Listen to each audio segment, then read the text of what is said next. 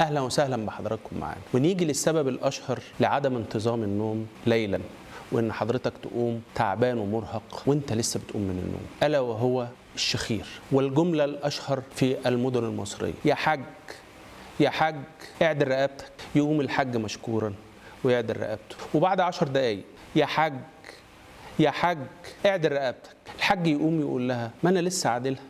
تقول له: معلش اعدلها تاني. هو بصراحة غصب عن الحاج وغصب عن الحاج، لأنه ارتخاء عضلات سقف الحلق هو اللي بيخليها تتحرك مع الهواء داخل وطالع. الشخير بيمنع دخول الهواء للجسم، ولو سبته الحج شوية صغيرة هتلاقوه هو صحي لوحده، لأنه الجسم محتاج الأكسجين لمصانع اللي شغالة جوه الجسم. المخ بينبه الجسم انه لازم يصحى علشان ياخد الاكسجين بتاعه، لان ما ينفعش حاجه تعطل. وده سبب رئيسي ان يحصل شعور بالتعب والارهاق وانا لسه بصحى من النوم.